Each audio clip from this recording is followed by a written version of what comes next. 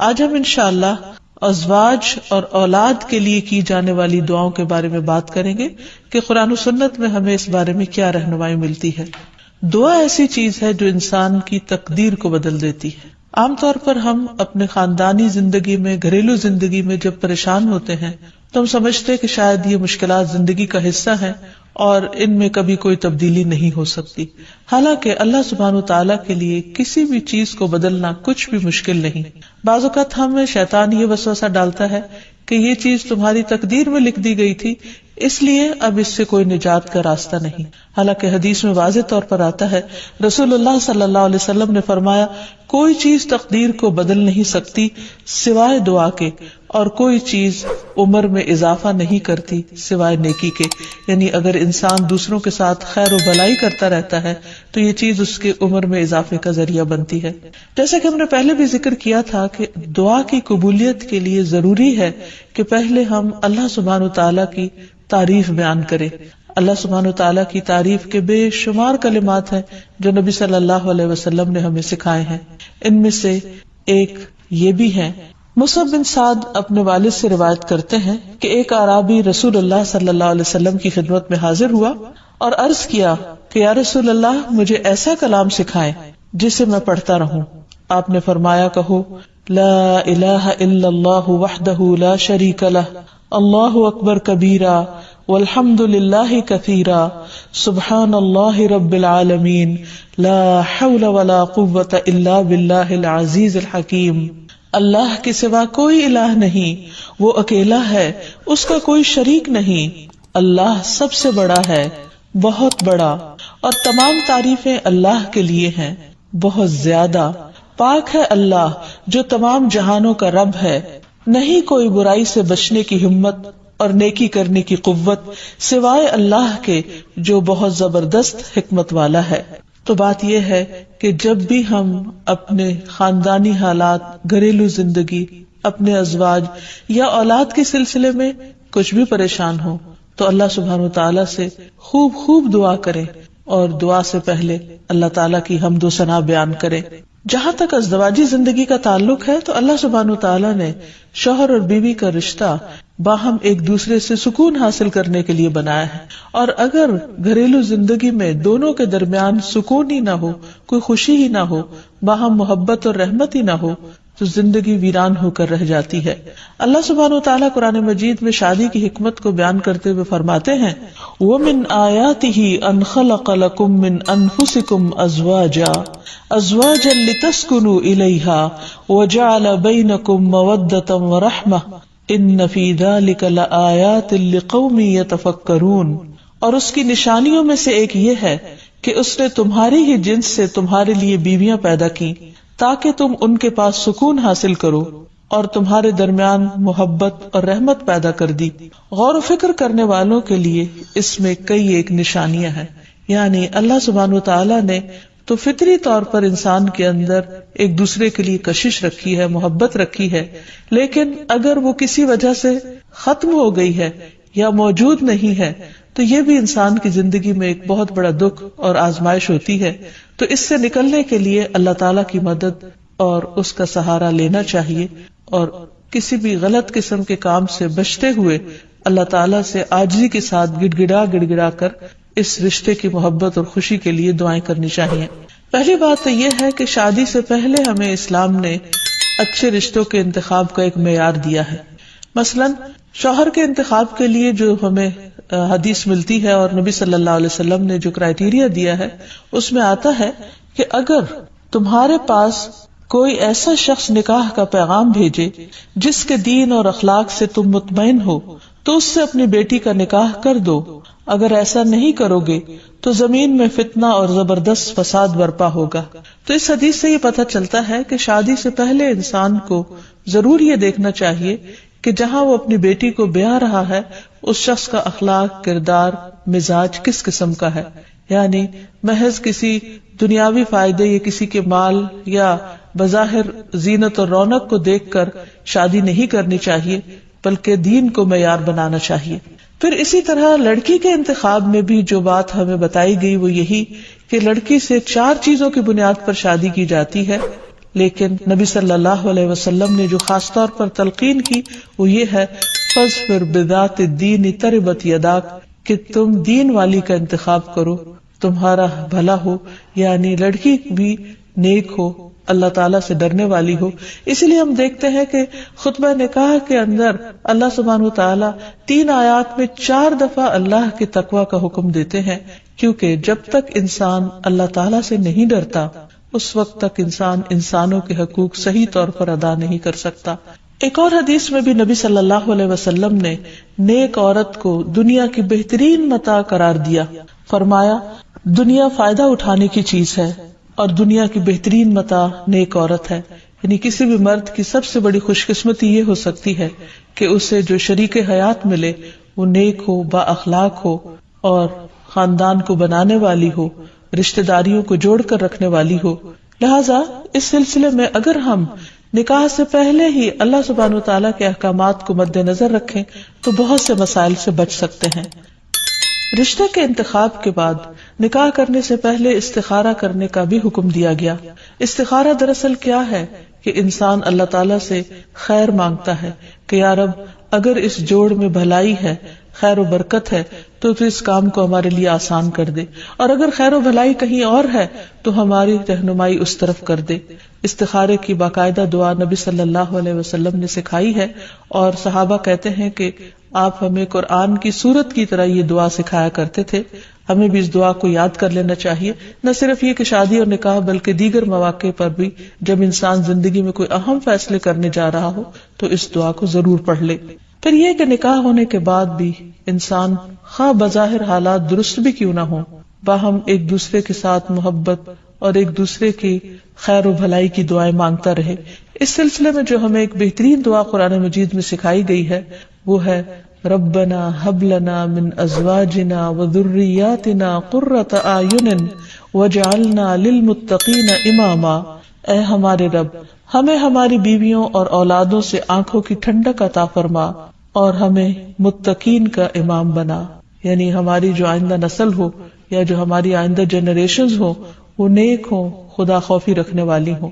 اور یہ کہ ہمیں اپنے ازواج سے اور اولاد سے آنکھوں کی ٹھنڈک دے، یعنی خوشی عطا کر کے ہم جب ان کو دیکھیں اور ان کی زندگی میں ان کو پھلتا پھولتا دیکھیں اور خوش دیکھے تو ان کی خوشیوں سے ہمیں خوشیاں نصیب فرما۔ اسی طرح رسول اللہ صلی اللہ علیہ وسلم نے ایک اور دعا بھی سکھائی ہے کہ جس میں برے ساتھی اور ایسے شوہر یا ایسی بیوی سے پناہ مانگی گئی ہے کہ جو انسان کو وقت سے پہلے بوڑھا کر دیں۔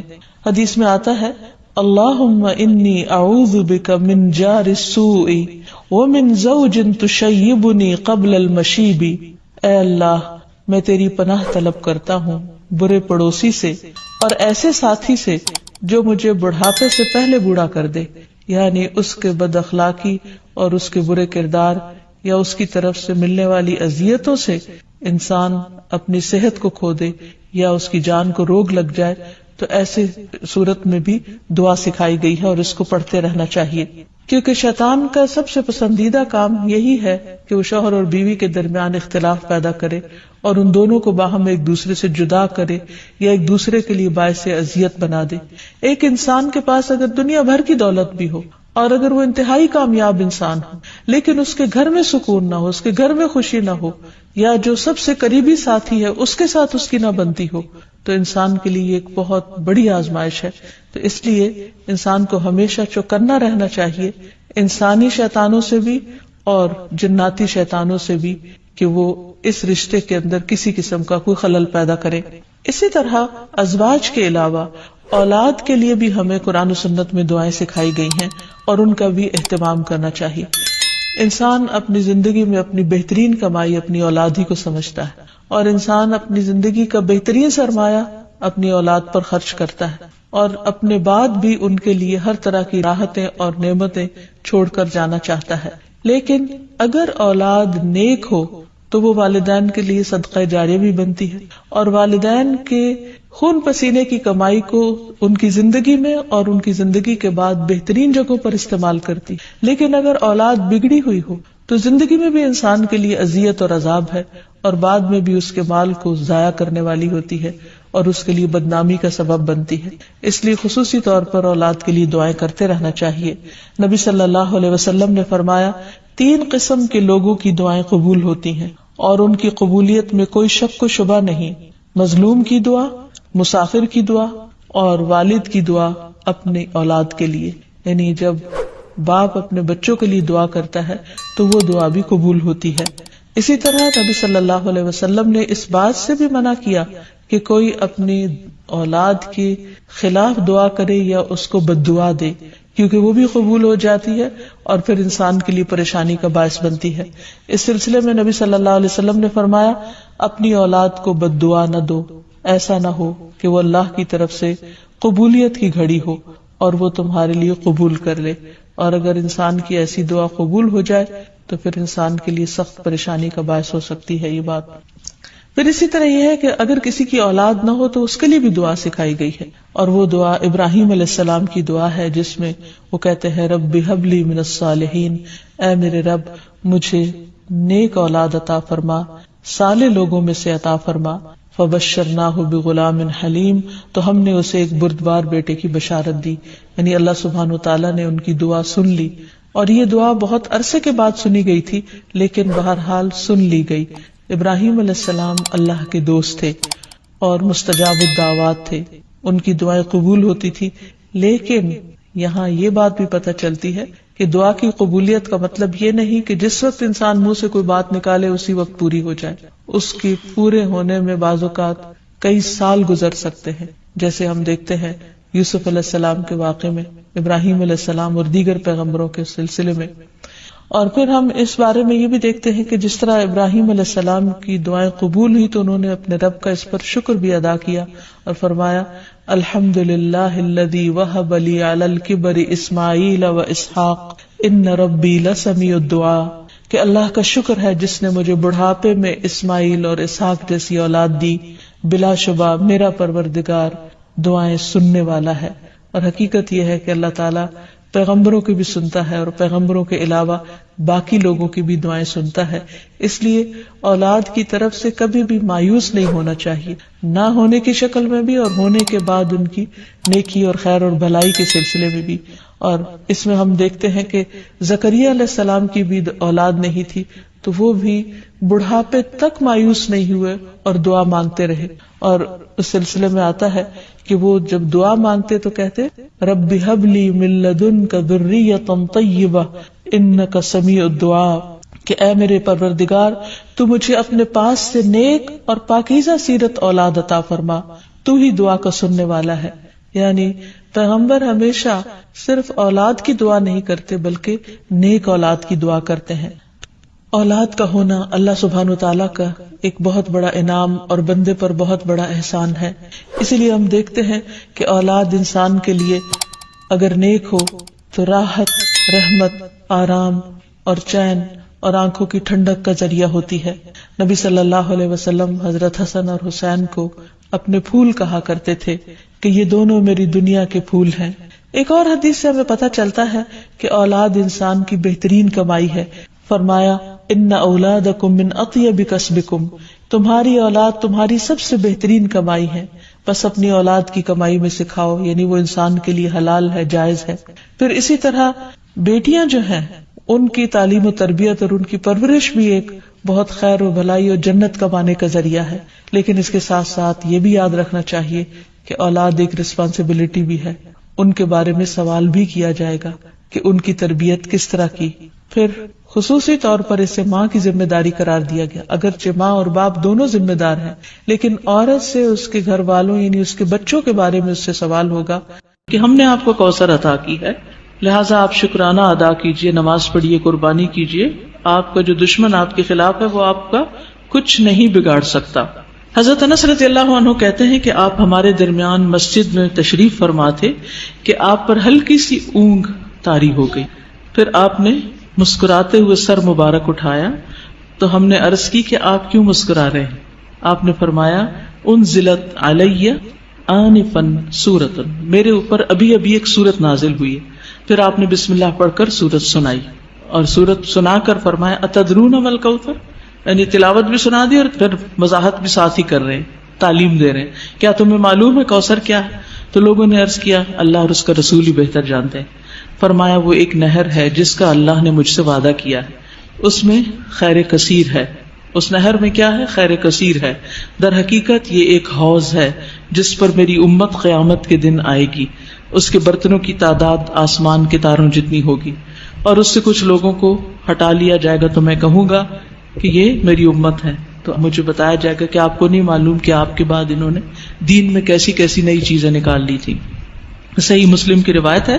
بہرحال سورت کا محور یہ ہے, مرکزی مضمون یہ ہے کہ آپ صلی اللہ علیہ وسلم پر نعمتوں کا ذکر ہے, آپ کے مقام کی فضیلت کا بیان ہے, اور اس کے بعد آپ کو کیا کرنا چاہیے اس نعمت اور فضیلت کو پا کر, اس کا ذکر ہے کہ آپ شکرانے کے طور پر اللہ کی عبادت کریں اور بندوں کے حقوق کا خیال رکھیں. اس میں ہم دیکھتے ہیں کہ پچھلی سورت میں 4 چیزوں کی بات تھی, یا 4 خاص باتیں تھیں, جس میں سب سے پہلے تو بخل کا ذکر تھا کہ ایک شخص یتیم کی ضرورت پوری نہیں کرتا, مسکین کی نہیں کرتا, ان کو ذلیل کرتا ہے. دوسری چیز نماز میں غفلت کی بات تھی. تیسری چیز دکھاوے کی بات تھی. چوتھی چیز یمنعون الماعون, لوگوں سے خیر روکنے کی بات تھی. اس صورت میں 4 چیزوں کے کرنے کی بات ہے. سب سے پہلے بخل کے اپوزٹ کیا ہے؟ الکوثر, خیر کثیر, کہ اللہ سبحانہ وتعالیٰ نے آپ کو خیر کثیر عطا کی, خیر روکی نہیں آپ سے. نماز سے غفلت کا علاج کیا؟ فصلی, نماز پڑھو. دکھاوے کا علاج کیا؟ لربک, اپنے رب کے لیے پڑھو. اور پھر یمنعون الماعون, اس کا اپوزٹ کیا؟ ونحر. جو شخص یہ کام کرے, کون کون سے؟ فصلی لربک ونحر, نماز بھی صحیح ادا کرے اور قربانی بھی کرے, صدقہ خیرات بھی کرے, اس کا دشمن سرنگوں ہو جاتا ہے. اس کا دشمن اس پہ غالب نہیں آ سکتا, اس کا دشمن اس کا کچھ بگاڑ نہیں سکتا. کبھی بھی آپ کو کسی سے خطرہ ہو, یہ 2 کام شروع کر دے, اللہ آپ کی حفاظت کرے گا. مشکلیں آتی اس لیے ہیں تاکہ ہم اپنے آپ کو سیدھا کریں, نمازیں اور اچھی کریں, اور اس کے ساتھ ساتھ بندوں کے حقوق کی طرف توجہ کریں, کہاں کمی ہو رہی, کسی کے ساتھ زیادتی تو نہیں کر رہے. تو آپ دیکھیں کہ کیسے مشکلات پر آسان ہوتی. آپ کے خلاف بولنے والے اور آپ کے بارے میں باتیں کرنے والے خود ہی خاموش ہو جائیں گے. اس صورت کا پس منظر یہ بھی بتایا جاتا ہے کہ جب آپ کے بیٹے قاسم کا انتقال ہوا اور یہ خبر ابو لہب تک پہنچی تو اس نے کیا کہا کہ محمد ابتر ہو گیا, اب ان کا نام نشان مٹ جائے گا, کوئی ان کا نام لینے والا نہیں. تو آپ کو تسلی دی جا رہی ہے کہ آپ فکر نہیں کریں, ناکام آپ کا دشمن ہی ہوگا, آپ کو اللہ نے خیر کثیر عطا کر دی. تفصیل دیکھتے ہیں. انا اعطیناک الکوثر, بے شک ہم نے عطا کی آپ کو الکوثر. انا سے مراد اللہ سبحانہ وتعالی. اعطینا, ہم نے آپ کو عطا کی. عطا کیا ہوتی؟ جس کا بدلہ نہیں چاہیے, ٹھیک ہے. الکوثر, کوثر, الکوثر جو ہے یہ جیسے میں نے پہلے بھی عرض کیا, ایک ہے خیر کثیر, کثرت سے خیر عطا کی, بہت زیادہ بھلائی, بہت نعمتیں آپ کو عطا کی, اور انہی میں سے ایک نعمت نہر کوثر ہے یا حوض کوثر ہے. بعض کے خیال میں ایک ہی چیز ہے, بعض کے خیال میں 2 ہیں. نہر جنت میں ہے, حوض عرصات یوم القیامہ میں ہے, یعنی حشر کے میدان میں ہے. اور نہر کوثر سے پانی آ رہا ہے کس میں؟ حوض میں. اور اس کی مسافت کتنی ہے؟ 1 مہینے کی لمبائی پہ لمبا اور 1 مہینے کی لمبائی پہ چوڑا, اس کی لمبائی چوڑائی اتنی ہے. اور جو نہر کوثر ہے جنت کی نہر, اس کے دونوں کنارے سونے کے ہیں, موتیوں اور یاقوت کا فرش بچھا ہے, مٹی کستوری سے زیادہ خوشبودار, پانی شہد سے میٹھا ہے, دودھ سے زیادہ سفید, مکھن سے زیادہ نرم, برف سے زیادہ ٹھنڈا. دنیا میں جو آپ کو بہت ہی پسند ہے اس کی کچھ مشابہت نظر آتی. اور حوض کوثر جو ہے میدان حشر میں, اس کے کناروں پر کیا ہے؟ پیالے ہیں. کتنے؟ ستاروں کی تعداد میں. جو ایک دفعہ اس سے پانی پیے گا وہ کبھی بھی دوبارہ پیاسا نہیں ہوگا. لیکن اس سے کس کو ہٹا دیا جائے گا؟ جو بدعت کرنے والا ہو, یا جو آپ سے دشمنی رکھنے والا ہو, آپ سے بغض رکھنے والا ہو, اس کو وہاں نہیں آنے دیا جائے گا. یا جو آپ کے دین سے بغض رکھنے والا ہو, نماز سے نفرت ہے, صدقہ خیرات سے, دین کا ہر کام میں مصیبت لگتا ہے. ایک یہ ہے کہ بوجھل ہونا, اچھا آپ سو کے اٹھے ہیں تو آپ کو بوجھل لگ رہا ہے نماز پڑھنا, وہ ایک فطری سی بات ہے, آپ تھکے ہوئے ہیں یا نیند میں ہیں. لیکن ایک یہ ہے کہ دل سے نماز کی چاہت ہی نہ ہونا, نبی صلی اللہ علیہ وسلم فرمایا کہ نماز میری آنکھوں کی ٹھنڈک ہے. ہمارے نزدیک نماز کا مقام کیا ہے؟ ہم میں سے ہر ایک کو سوچنا چاہیے میری زندگی میں نماز کا مقام کیا ہے. مجھے نماز سے کتنی محبت اور چاہت ہے، کتنے شوق سے میں اس کی طرف جاتی ہوں، یا نماز بس خانہ پوری کی حد تک پڑھتی، کیونکہ یہ ہماری ایمان کا امتحان ہے. اس میں بہرحال یاد رکھیے، جس نے آپ صلی اللہ علیہ وسلم سے دشمنی رکھی، جس نے آپ سے بغض رکھا، جس نے آپ کی شریعت سے بغض رکھا، اس کے لیے پھر کوئی خیر نہیں، کوئی برکت نہیں، وہ حوض کوثر پر نہیں آ سکتا.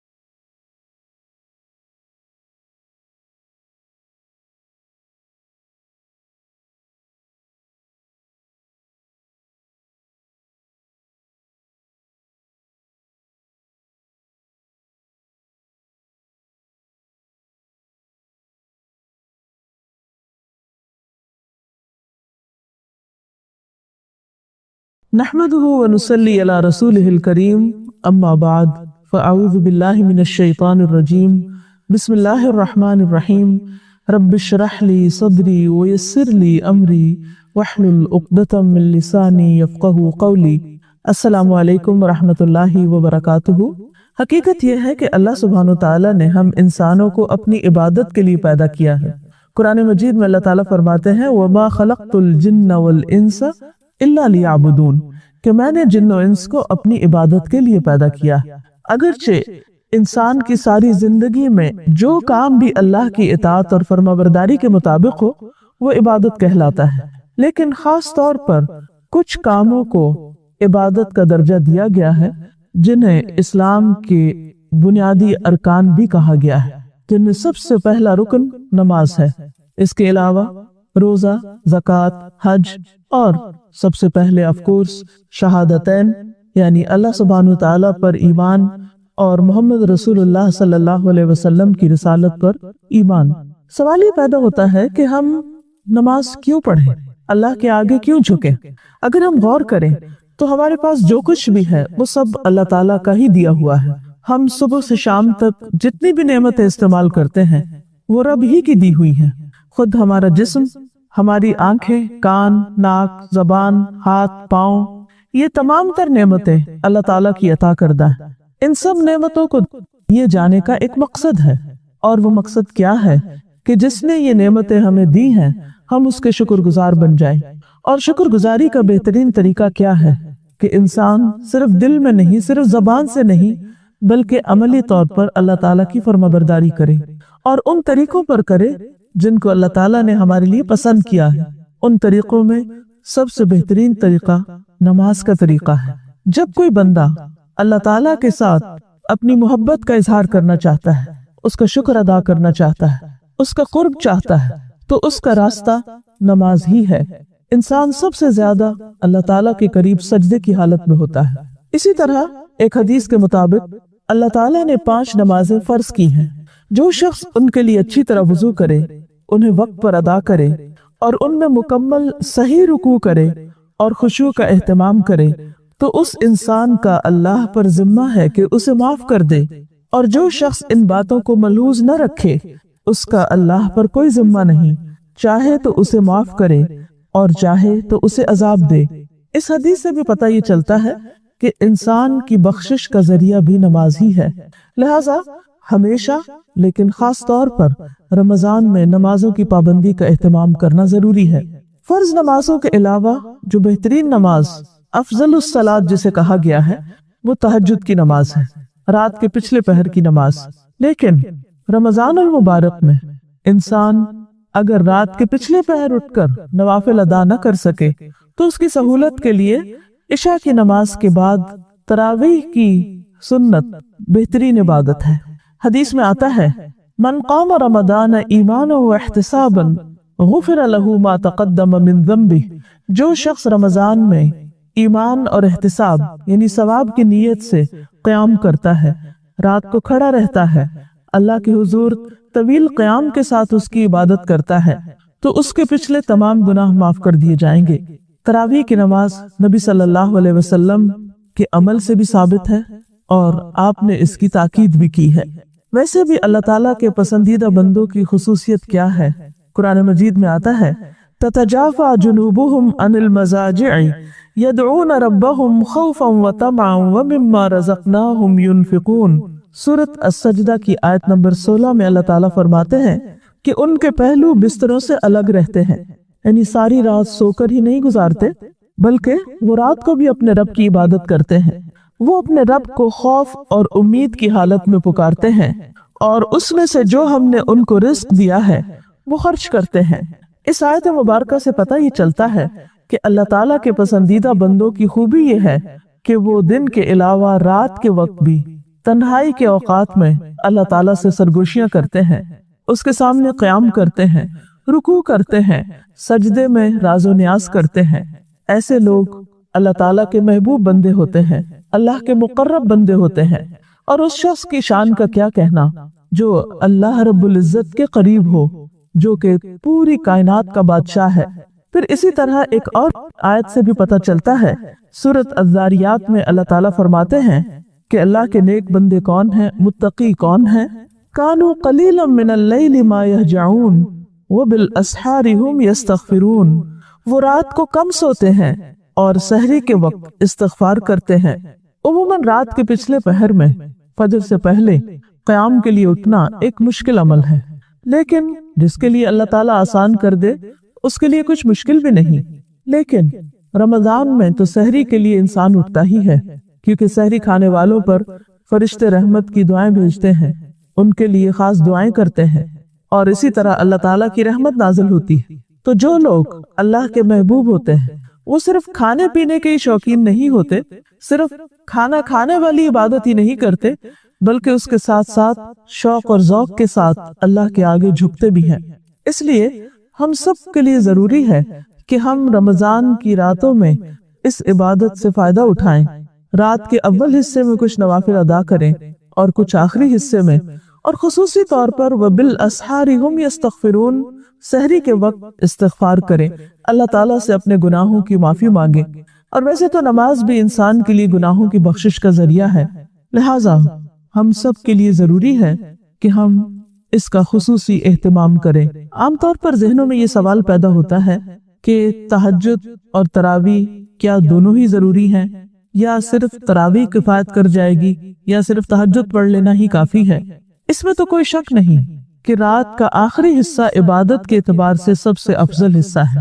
اس وقت میں جب انسان سحری کھاتا ہے تو وہ سحری بھی ایک مبارک کھانا بن جاتی ہے، نماز کی ادائیگی بھی، یعنی رات کو نیند لینے کے بعد اٹھ کر نماز ادا کرنا جسے تہجد کہا جاتا ہے، وہ ایک بہترین عبادت ہے۔ نبی صلی اللہ علیہ وسلم نے اس کے بارے میں فرمایا افضل الصلاۃ بعد الفریضۃ صلاۃ اللیل، فرض نماز کے بعد افضل ترین نماز رات کی نماز ہے۔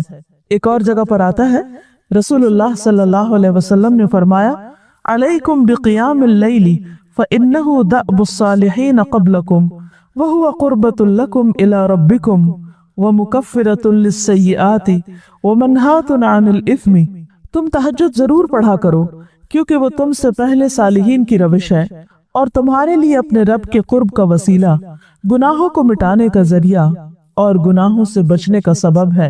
یعنی اس وقت میں انسان کا اپنے نفس کی خواہش یعنی نیند کو توڑ کر اٹھنا اور اللہ کے حضور کھڑے ہونا، یہ انسان کے اندر ایک قوت ارادی پیدا کرتا ہے، انسان کے ایمان کو مضبوط کرتا ہے، اور ایمان کی یہ مضبوطی انسان کو باقی زندگی میں بھی گناہوں کو چھوڑنے میں مدد دیتی ہے۔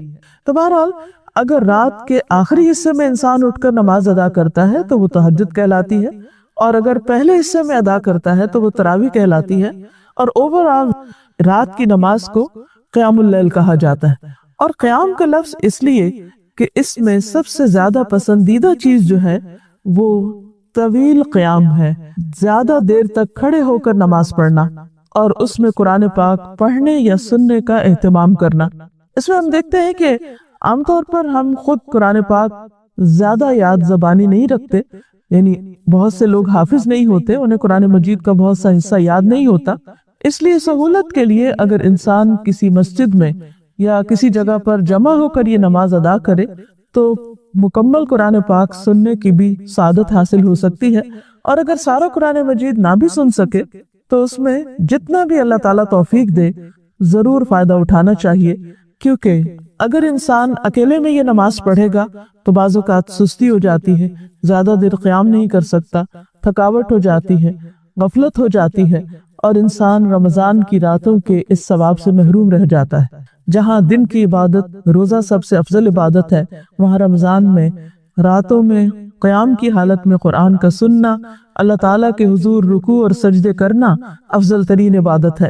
اس سے انسان کے اندر تقوی کی ایک خاص کیفیت بھی پیدا ہوتی ہے۔ اگر قرآن پاک کے معنی انسان جانتا ہو تو قرآن مجید سنتے وقت انسان پر ایک عجب کیفیت ہوتی ہے، کیونکہ یوں لگتا ہے جیسے براہ راست اللہ تعالیٰ سے ہم کلام ہے، اور اللہ تعالیٰ انسان کو براہ راست ایسی ہدایات دے رہے ہیں کہ جس میں انسانی زندگی کے بہت سے مسائل، بہت سی مشکلات اور بہت سی الجھنوں کا جواب بھی ہوتا ہے۔ عموماً ہم عام دنوں میں قرآن مجید کا تھوڑا حصہ پڑھتے ہیں، مرد حضرات جب نماز جماعت سے بھی پڑھتے ہیں تو عموماً چند آیات کی تلاوت کی جاتی ہے، لیکن رمضان میں ہر روز رات کو مسلسل 30 راتوں میں جب ہر روز ایک سپارہ پڑھا جاتا ہے یا اس سے کم و بیش زیادہ یا کم، اور پورا قرآن پاک ایک مہینے کے اندر جب مکمل کیا جاتا ہے تو اس کا یوں ہی اثر ہوتا ہے جیسے ایک موسلادھار بارش کے بعد ہر چیز صاف ہو جاتی ہے۔ انسان کا دل، دماغ، روح، حتیٰ کہ جسم، یہ تمام چیزیں اس قرات سے متاثر ہوتی ہیں، خواہ انسان یہ قرات خود کرے یا کسی کے پیچھے سنے۔ ویسے بھی قرآن مجید شفا ہے، قرآن پاک میں آتا ہے وَنُنَزِّلُ مِنَ الْقُرْآنِ مَا هُوَ شِفَاءٌ وَرَحْمَةٌ لِّلْمُؤْمِنِينَ، کہ ہم قرآن مجید میں وہ چیز اتارتے ہیں کہ جو مومنوں کے لیے شفا اور رحمت ہے۔ قرآن مجید صرف روح کی بیماریوں کا ہی علاج نہیں، صرف ذہنی الجھنوں کا ہی علاج نہیں، بلکہ جسمانی طور پر بھی انسان کے لیے شفا کا ذریعہ ہے۔ اور خصوصاً جب انسان اللہ کے حضور کھڑے ہو کر پوری کنسنٹریشن کے ساتھ ہاتھ باندھ کر اپنے سینے پر اور پوری یکسوئی کے ساتھ اللہ کا کلام سنتا ہے، اور پھر بہت سے لوگوں کے درمیان میں کھڑا ہو کر سنتا ہے، اس کی اپنی ہی ایک برکت ہے۔ کیونکہ تنہائی کی عبادت اپنی جگہ بہت اچھی ہے، لیکن اجتماعی عبادت کے اپنے فائدے ہیں، کیونکہ انسان ایک دوسرے کی کیفیات سے بھی متاثر ہو رہا ہوتا ہے۔ اگر نماز میں آپ جماعت میں کھڑے ہیں اور آپ کے ساتھ کے شخص کے اوپر ایک خشوع و خضوع آ رہی ہے تو یقیناً اس کا اثر آپ تک بھی پہنچے گا۔ اسی طرح اگر نماز میں کوئی شخص اللہ تعالیٰ کے خوف سے رو رہا ہے یا قرآن مجید سنتے ہوئے اس کے دل پر ایک عجب اثر ہوا ہے تو وہ اثرات آپ تک بھی ٹرانسفر ہو سکتے ہیں، اور اس طرح آپ کی نماز مزید اچھی ہو سکتی ہے۔ رات کی نماز انسان کے لیے نفس کی تربیت کا ایک بہت بڑا ذریعہ ہے۔ عام طور پر یہ دیکھنے میں آیا ہے کہ سال بھر زندگی کی مختلف مصروفیات کی وجہ سے انسان رات کی نماز کی طرف توجہ نہیں دے پاتا، یعنی نوافل کی طرف، لیکن رمضان میں اللہ سبحانہ تعالیٰ کی خاص رحمت ہے کہ اس نے ہمیں یہ موقع عطا کیا، لہٰذا ہم سب کے لیے ضروری ہے کہ ہم اس کا اہتمام کریں۔ اور یہ وقت نہ صرف یہ کہ ہمارے نفس کی تربیت کا ایک بہت بڑا ذریعہ ہے، بلکہ اس کے علاوہ دعاؤں کی قبولیت کا بھی وقت ہے، کیونکہ انسان جب اللہ سبحانہ تعالیٰ کی عبادت کرتا ہے، اس کے حضور جھکتا ہے، تو اس کے بعد اللہ سبحانہ تعالیٰ کے آگے جب ہاتھ پھیلاتا ہے تو اللہ تعالیٰ اس کے ہاتھوں کو خالی نہیں لوٹاتے۔ اس لیے ان مواقع سے خوب فائدہ اٹھانا چاہیے اور جتنی بھی رحمتیں اور برکتیں اور اللہ سبحانہ و تعالیٰ کی نوازشیں ہم سمیٹ سکیں انہیں سمیٹنے کی کوشش کرنی چاہیے. ایسا نہ ہو کہ تھوڑی سی سستی ہمیں ان خیر و برکت اور بھلائی کے کاموں سے محروم کر دے. اللہ تعالیٰ سے دعا ہے کہ وہ ہمیں اس مبارک مہینے کی راتوں اور دنوں سے بھرپور فائدہ اٹھانے کی توفیق عطا فرمائے. اللہ تعالیٰ کا ارشاد ہے فَاذْكُرُونِي أَذْكُرْكُمْ وَاشْكُرُوا لِي وَلَا تَكْفُرُونَ. تم مجھے یاد کرو میں تمہیں یاد رکھوں گا اور میرا شکر ادا کرو اور میری ناشکری نہ کرو. جب انسان اللہ سبحانہ و تعالیٰ کی نعمتوں کو حقیقی معنوں میں محسوس کرتا ہے تو یہ ہو نہیں سکتا کہ پھر زبان پر اللہ تعالیٰ کی تعریف کے کلمات جاری نہ ہوں اور پھر اس کا دل اللہ تعالیٰ کی یاد سے ٹھنڈک نہ پائے اور اس کا سینہ اللہ کی یاد سے روشن نہ ہو. یہ ممکن نہیں ہوتا کیونکہ یہ لازم و ملزوم چیزیں ہیں. رمضان المبارک کے مہینے میں جب انسان روزے کی حالت میں ہوتا ہے تو وہ ایک خاص عبادت کی کیفیت میں ہوتا ہے. اس کیفیت میں ہر دم اس کا شعور جاگا ہوا ہوتا ہے اور ذکر بھی غفلت سے جگاتا ہے انسان کو. ذاکر کبھی غافل نہیں ہوتا، یعنی جو اللہ کو یاد کرتا ہے پھر وہ غافلین میں شمار نہیں ہوتا. روزے کا احساس انسان کو بار بار اللہ تعالیٰ کی طرف متوجہ کر دیتا ہے اور پھر جب انسان دن میں کھانا پینا چھوڑ دیتا ہے تو نعمتوں کا احساس اور نعمتوں کی قدردانی بھی ہونے لگتی ہے. تو اس پر جہاں نعمتوں پر دل میں شکر ہوتا ہے وہاں زبان ذکر کرنے والی بھی ہوتی ہے. اس طرح جب روزے کی حالت میں دن طویل معلوم ہونے لگے تو ذکر اس دن کو چھوٹا محسوس کراتا ہے کیونکہ انسان جب کسی اچھی مصروفیت میں ہوتا ہے اور ساتھ ساتھ اللہ کو یاد کرتا رہتا ہے تو مشکل سے مشکل کام بھی آسان ہو جاتے ہیں. اسی طرح ہم دیکھتے ہیں کہ اللہ سبحانہ تعالیٰ نے اپنے ان بندوں کو عقل مند کہا ہے کہ جو اٹھتے بیٹھتے لیٹتے اللہ کو یاد کیے رکھتے ہیں. قرآن مجید میں اللہ تعالیٰ فرماتے ہیں الذین یذکرون اللہ قیاما وقعودا وعلی جنوبہم.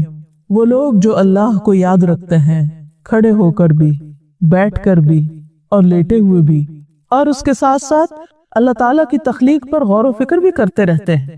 یعنی زبان سے ذکر کرتے ہیں، دل میں بھی اللہ کی یاد ہوتی ہے لیکن اس کے ساتھ سوچ بچار کا عمل بھی جاری رہتا ہے، غور و فکر بھی کرتے ہیں. وَيَتَفَكَّرُونَ فِي خَلْقِ السَّمَاوَاتِ وَالْأَرْضِ. اور وہ آسمان و زمین کی تخلیق پر تفکر کر رہے ہوتے ہیں، غور و فکر کر رہے ہوتے ہیں اور وہ پکار اٹھتے ہیں کہ ربنا ما خلقت هذا باطلا. اے ہمارے رب تو نے یہ سب کچھ بیکار پیدا نہیں کیا. سبحانک، تو پاک ہے، تو ہر عیب سے پاک ہے، تو اس عیب سے بھی پاک ہے کہ تو کوئی بیکار کام کرے.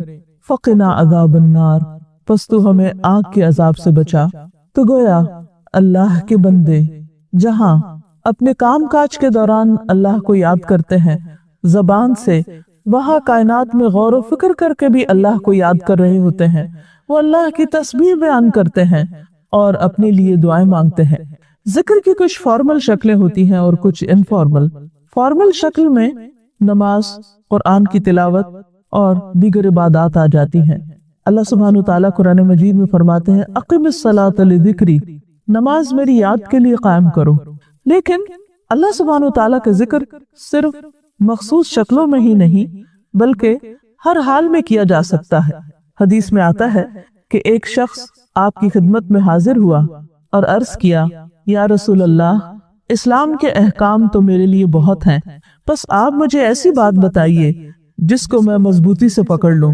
آپ صلی اللہ علیہ وسلم نے فرمایا کہ تمہاری زبان ہمیشہ اللہ کے ذکر سے تر رہے، یعنی انسان کا دل جاگتا رہے، انسان کی زبان بھی اپنے کام میں مشغول رہے اور ایک بہترین کام میں. اس سے انسان کے اندر ایک فریشنس بھی آتی، ایک زندگی کا احساس ہوتا ہے. ہم سب یہ چاہتے ہیں کہ ہم ہمیشہ ایکٹیو نظر آئیں اور فریش نظر آئیں. تو ذکر انسان کو ظاہری طور پر بھی ایک فریشنس دیتا ہے اور دل کا اطمینان بھی دیتا ہے کیونکہ چہرہ انسان کے دل کا آئینہ ہوتا ہے. قرآن مجید میں اللہ تعالیٰ فرماتے ہیں الا بذکر اللہ تطمئن القلوب. خبردار، اللہ کے ذکر سے دلوں کو اطمینان ہوتا ہے. جب دل اطمینان میں ہوگا، زبان پر اللہ کا ذکر ہوگا تو چہرہ بھی پرسکون ہوگا اور باقی کام بھی زیادہ بہتر طور پر انجام پائیں گے، ہمارے وقت میں بھی برکت ہوگی۔ ایک اور حدیث میں نبی صلی اللہ علیہ وسلم نے فرمایا کہ وہ شخص جو اپنے رب کا ذکر کرتا ہے اور وہ جو ذکر نہیں کرتا، ان دونوں کی مثال ایسی ہے جیسے زندہ اور مردہ کی ہو، یعنی ذکر کرنے والا ایسا ہے جیسے ایک زندہ انسان ہو اور ذکر نہ کرنے والا ایسے جیسے کوئی مردہ ہو۔ گویا ذکر ہمارے عمل کی ایک روح کی طرح ہے، جس جسم میں روح نہ ہو وہ جسم مردہ ہوتا ہے۔ اسی طرح اگر ہمارے باقی اعمال کے دوران یعنی کام کاج کرتے وقت ہمارے دل میں اللہ کی یاد نہیں، ہماری زبان سے اللہ کا ذکر جاری نہیں ہو رہا، تو اس کا مطلب یہ ہے کہ ہم ایک بے جان لاشا ہے جو چلتا پھرتا ادھر ادھر کام کر رہا ہے اور جس کے اندر وہ روح نہیں، وہ سکون نہیں، وہ خوشی نہیں، وہ اطمینان نہیں۔ ان سب مشکلات کا حل ڈپریشن کا، فرسٹریشن کا، گھبراہٹ کا، غم، دکھ، تکلیف کا یہی ہے کہ انسان اللہ کے ذکر سے اپنے آپ کو روشن رکھے، اپنے ظاہر اور باطن کو۔ اللہ کا ذکر، اللہ کی یاد جہاں دلوں کے اطمینان کا باعث ہے، جہاں زندگی میں انسان کی مشکلات میں اس کے لیے سہولت پیدا کرتی ہے، وہاں اللہ سبحانہ تعالیٰ نے آخرت کے اعتبار سے بھی انسان کے لیے اجر عظیم کا وعدہ کیا ہے۔ قرآن مجید میں اللہ تعالیٰ فرماتے ہیں وَالذَّاكِرِينَ اللَّهَ كَثِيرًا وَالذَّاكِرَاتِ، اور کثرت سے اللہ کا ذکر کرنے والے مرد اور عورتیں، اعد اللہ لہم مغفرۃ، اللہ نے ان کے لیے مغفرت تیار کر رکھی ہے، یعنی ان کے ساتھ مغفرت کا وعدہ ہے، وہ اجر عظیما، اور اجر عظیم کا۔ حدیث میں آتا ہے کہ جو شخص سبحان اللہ و بحمدہ کہتا ہے، یعنی ایک بار کہتا ہے، اس کے لیے جنت میں ایک درخت لگا دیا جاتا ہے۔ اب یہ انسان پر ڈیپینڈ کرتا ہے کہ وہ اپنے ہمیشہ ہمیشہ کے گھر میں کتنے درخت لگاتا ہے، وہ اس کو کتنا سرسبز کرتا ہے۔ اسی طرح ان کلمات کے کچھ اور فوائد بھی بتائے گئے ہیں۔ نبی صلی اللہ علیہ وسلم نے فرمایا کہ جو شخص صبح و شام ان کلمات کو پڑھتا ہے، یعنی سبحان اللہ و بحمدہ مختصر سے کلمات ہیں، لیکن قیامت کے دن کوئی شخص اس جیسا عمل نہ لائے گا مگر وہ جس نے یہ عمل کیا ہو، یعنی جس نے یہ تسبیحات پڑھی ہو۔ ایک اور حدیث میں آتا ہے نبی صلی اللہ علیہ وسلم نے فرمایا کلمتان، دو کلمات ہیں، خفیفتان علی اللسان، جو زبان پر بہت ہلکے ہیں، ثقیلتان فی المیزان، میزان میں بہت بھاری ہیں، حبیبتان الی الرحمن، رحمان کو بہت محبوب ہیں۔ وہ دو کلمے کیا ہیں؟ سبحان اللہ و بحمدہ، سبحان اللہ العظیم۔ سوال یہ پیدا ہوتا ہے کہ تسبیح کے اتنے زیادہ فوائد کیوں ہیں؟ اللہ کی تسبیح یا اللہ کی پاکی بیان کرنا انسان کے لیے اتنے زیادہ اجر و ثواب کا باعث کیوں ہے؟ اگر ہم ان کلمات پر غور کریں، اور ویسے بھی ہمیں جو بھی ہم ذکر کریں ان پر غور کرنا چاہیے، ان کلمات پر، ان الفاظ پر جو ہم اپنے منہ سے نکالتے ہیں، لیکن خاص طور پر اگر ہم ان الفاظ کا معنی دیکھیں کہ سبحان اللہ، پاک ہے اللہ، یہ کس طرح انسان کو اطمینان دیتا ہے، کس طرح سکون دیتا ہے۔ مثلا چھوٹے سے چھوٹے کام اور بڑے سے بڑے کام میں بعض اوقات ناگوار اور ناپسندیدہ صورتحال پیش آ جاتی، اس وقت انسان اریٹیشن کا شکار ہوتا ہے، لیکن جو شخص تسبیح پڑھنے کا عادی ہو اور سوچ سمجھ کر پڑھ رہا ہو، اس کے دل کو فوراً اطمینان ہو جاتا ہے، وہ فوراً یہ سوچتا ہے کہ اللہ پاک ہے، اس وقت جو بھی سچویشن مجھے پیش آ رہی ہے اس میں اس کا اذن شامل ہے، اس کی ضرور کوئی حکمت ہے۔ مثلا اکثر ہم موسم کی شکایت کرتے نظر آتے ہیں، دھوپ زیادہ ہو، گرمی ہو تو ہم کہتے ہیں بہت گرمی، حالانکہ سوچا جائے تو یہ کس کا فیصلہ ہے؟ بادل زیادہ ہو، بارش ہو جائے تو اس پر ہم شکایت کرنے لگتے ہیں، بادلوں کو کون بھیجتا ہے، بارش کون بھیجتا ہے؟ اسی طرح باقی چیزیں بھی جو ہمیں ناگوار محسوس ہوتی ہیں، اس وقت اگر ہم تسبیح پڑھ رہے ہوں تو ہم گویا زبان مقال سے اور زبان حال سے ہی کہہ رہے ہوتے ہیں کہ مجھے کوئی شکوہ نہیں، میں اللہ کے ہر فیصلے پر راضی ہوں، اللہ تعالیٰ اس بات سے پاک ہے، بہت بلند و بالا ہے، سب تعریف اسی کی ہے، اس کا کوئی بھی فیصلہ غلط نہیں۔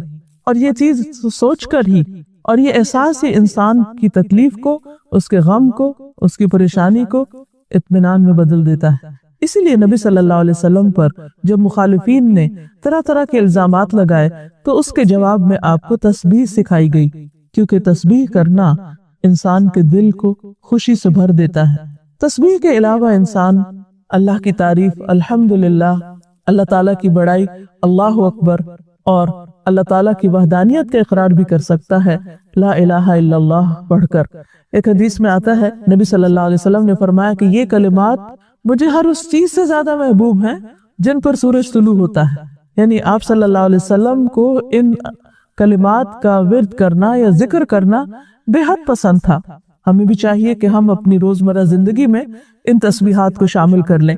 تسبیح کے علاوہ درود شریف کا پڑھنا، ایک بار درود شریف پڑھنے سے 10 رحمتیں آتی ہیں۔ اسی طرح لا حول ولا قوت الا باللہ پڑھنا، آیت کریمہ کا ورد کرنا، صبح و شام کے اذکار جس میں حفاظت کی دعائیں شامل ہیں ان کو باقاعدگی سے پڑھتے رہنا انسان کے لیے فائدہ مند ہے۔ بہرحال ذکر کے بے شمار فوائد ہیں۔ اللہ تعالیٰ سے دعا ہے کہ وہ ہمیں ذاکرین اور شاکرین میں شامل کر لے اور ہم پر اپنے وہ وعدے تمام کر دے، وہ انعامات پورے کر دے کہ جن کا وعدہ اس نے اپنے ایسے بندوں کے ساتھ کیا ہے۔ حقیقت یہ ہے کہ جس دل میں اللہ کی یاد ہو اور جس زبان پر اللہ کا ذکر ہو اور جو کائنات میں غور و فکر کرنے والا انسان ہو، وہ اپنے آس پاس سے غافل نہیں رہ سکتا۔ وہ لازماً اللہ کی مخلوق اور اللہ کی کریشن کے بارے میں ایک مثبت سوچ رکھتا ہے۔ جو ذکر کرنے والا ہے وہ بندوں کی خدمت کرنے والا بھی ہوگا، اور جو اللہ کی خاطر بندوں کی خدمت کرے وہی دراصل اللہ کا محبوب ہوتا ہے۔ رمضان کو شہر المواسات بھی کہا گیا ہے، جس کا معنی یہ ہے کہ ایک دوسرے کی ہمدردی اور غمخواری کرنے کا مہینہ۔ ہمارے دین کا حسن یہ ہے کہ اس میں اللہ کی عبادت یا حقوق اللہ اور حقوق العباد ان دونوں کو الگ الگ نہیں کیا گیا، بلکہ یہ ہینڈ ان ہینڈ چلتے ہیں۔ اللہ تعالیٰ کی عبادت کس لیے؟ تاکہ ہمارے اندر ایک قوت پیدا ہو کہ ہم بندوں کی خدمت کر سکیں، اور بندوں کی خدمت کس لیے؟ تاکہ ہم اللہ تعالیٰ کی محبت حاصل کر سکیں، اللہ کو راضی کر سکیں۔ بندوں کی خدمت اس لیے نہیں کہ ہم بندوں پر احسان جتائیں یا ان سے کسی مفاد اور فائدے کی توقع رکھیں۔ اللہ تعالیٰ نے دنیا میں انسانوں کو مختلف درجات میں پیدا کیا ہے۔ کوئی امیر ہے، کوئی غریب ہے، کوئی پڑھا لکھا ہے اور کوئی جاہل ہے، کسی کے پاس زیادہ نعمتیں ہیں اور کوئی پریشانیوں میں گھرا ہوا ہے، اور یہ دونوں ہی چیزیں بندوں کے لیے آزمائش ہے۔ جس کے پاس نہیں وہ بھی ایک امتحان میں ہے، لیکن جس کے پاس ہے وہ اس سے بھی بڑے امتحان میں ہے، کیونکہ اس پر لازم آتا ہے کہ وہ ایسے بندوں کی خاطرداری کرے، ان کی ہمدردی کرے، ان کی غمخواری کرے کہ جو کسی مشکل یا مصیبت کا شکار ہیں۔ بندہ مومن کسی کی تنگی، محرومی، پریشانی، دکھ اور بھوک دیکھ کر بے نیاز نہیں ہو سکتا، بے فکر نہیں ہو سکتا، بے غم نہیں ہو سکتا۔ وہ ایک حساس دل کا مالک ہوتا ہے۔ وہ جب کسی کو تکلیف میں دیکھتا ہے تو وہ اس کو محسوس کرتے ہوئے اس کی مدد کے لیے آگے بڑھتا ہے، اور یہ سب کچھ وہ کیوں کرتا ہے؟ اپنے رب کی رضا کی خاطر، کسی پر احسان جتاتے ہوئے نہیں۔ وہ کسی کو جب خوش کرتا ہے تو وہ خوش کرنا دراصل اللہ کو خوش کرنا ہوتا ہے، اور بندوں کو خوش کرنا یا بندوں کے دل میں خوشی پیدا کرنا افضل اعمال میں سے ہے۔ نبی صلی اللہ علیہ وسلم نے فرمایا، من افضل العمل ادخال السرور علی المؤمن یقضی عنہ دینا یقضی لہ حاجتا ینفس عنہ کربتا۔ بہترین عمل مومن کو خوش کرنا ہے، اس کا قرض ادا کرنا ہے، اس کی ضرورت پوری کرنا ہے، اس سے کوئی تکلیف اور سختی کو دور کرنا ہے، اور ایسا انسان جو بندوں کی خدمت کرنے والا ہو وہ دن کو روزہ دار اور رات کو قیام کرنے والے کا درجہ پا لیتا ہے۔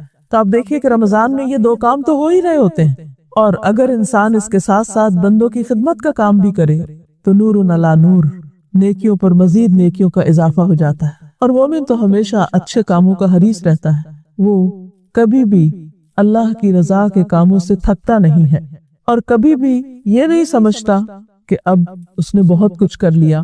وہ سب کچھ کرنے کے باوجود یہ سمجھتا ہے کہ ابھی اسے اور بہت کچھ کرنا ہے۔